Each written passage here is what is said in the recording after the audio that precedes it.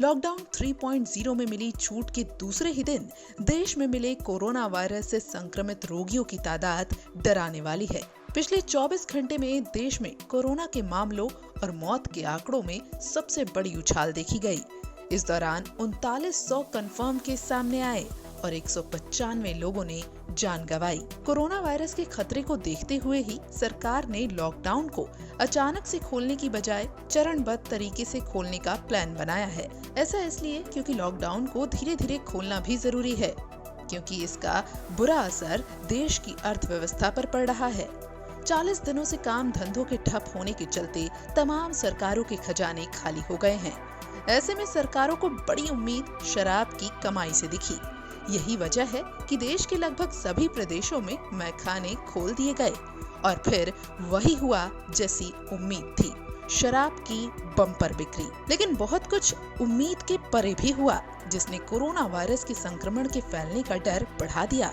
दुकानों पर शराब खरीदने की होड़ ऐसी मची, भीड़ ऐसी लगी कि लॉकडाउन के नियमों और सोशल डिस्टेंसिंग के सारे मायने ही ताक पर रख दिए गए।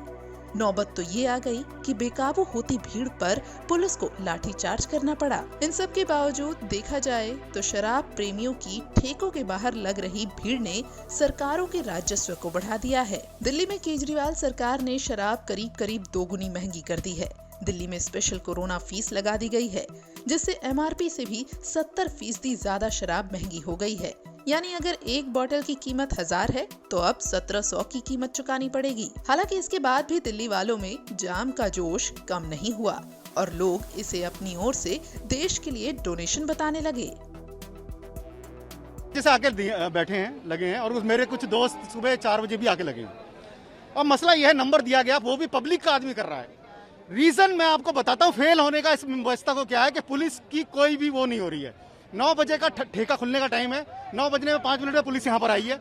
आप ये कह रहे हैं पब्लिक को व्यवस्थित कौन करेगा दिल्ली में? मुझे बताइए, पब्लिक को कौन व्यवस्थित करेगा?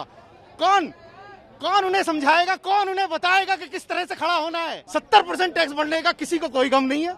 ये एक देश के लिए हमारी तरफ से एक डोनेशन है, एक दान है, और एक बहुत बड़ी इस समस्या के दौर पर हमारा। दिल्ली सरकार के बाद आंध्र प्रदेश सरकार ने भी लिकर की कीमतें बढ़ा दी। आंध्र प्रदेश सरकार ने पहले इसे 25% बढ़ाया और फिर 50% का इजाफा कर डाला।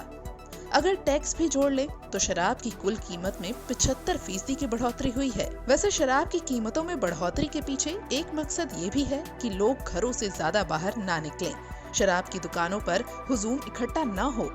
और इस मकसद के लिए छत्तीसगढ़ सरकार ने 2 कदम आगे बढ़कर शराब की होम डिलीवरी शुरू कर दी है। यानी अब ऑनलाइन ऑर्डर करने पर शराब भी घर तक पहुंचा दी जाएगी। लेकिन इसके कुछ नियम भी है। ग्राहक को कम से कम 5000 मिलीलीटर का ऑर्डर देना होगा। साथ ही इसके लिए 120 रुपए डिलीवरी चार्ज भी वसूले जाएंगे। और ये व्यवस्था वर्तमान में ग्रीन जोन में शुरू हुई है। छत्तीसगढ़ की तरह ही कई और राज्य सरकारें भी अब शराब की होम डिलीवरी की व्यवस्था पर सोच विचार कर रही हैं। अब जरा देखिए ये तस्वीरें, जहां शराब की दुकान पर लोगों का स्वागत फूलों से किया जा रहा है। और फूलों की बारिश करने वाले इन जनाब का कहना है कि शराब खरीदने दुकान के बाहर लाइन में खड़े लोग ही देश की अर्थव्यवस्था को संभाल रहे हैं। ये लोग देश की इकोनॉमी हैं। शराब के लिए लोगों की शिद्दत की कुछ ऐसी ही तस्वीरें देश के और भी कई कोनों से आई हैं।